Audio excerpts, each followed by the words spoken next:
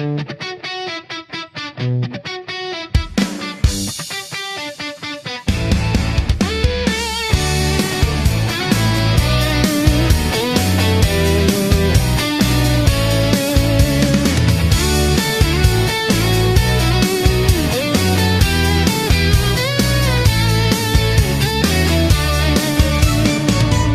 ิ่นพี่น้องลาวเฮาทุกทั่วหน้าทั่วโลกโลกาห่างกันคนละแห่งหนเฮาฝืนใจจากภาคบ้านสุดแสนทุกข์ทนวันคืนแสนจะมองมนเหมือนคนหมดสิ้นทุกอย่าง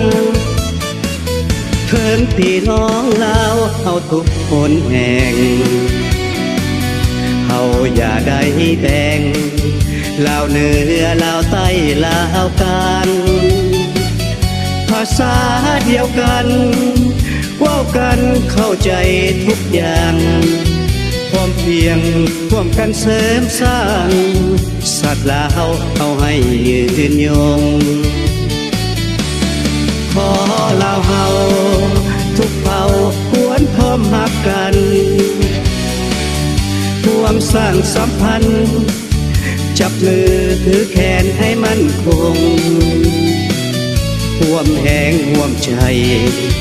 สร้างสาลาวให้ดำรงให้สมประสงค์สมเป็นลาวเลือดเนื้อเสือลาว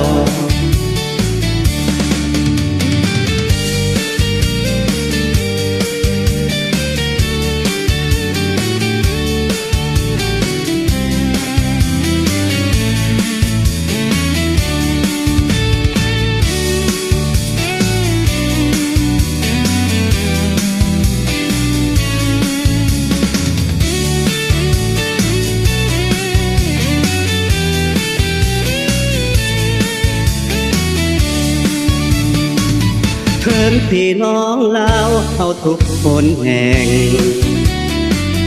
เฮาอย่าได้แบ่งลาวเหนือลาวใต้ลาวกลางภาษาเดียวกันเว้ากันเข้าใจทุกอย่าง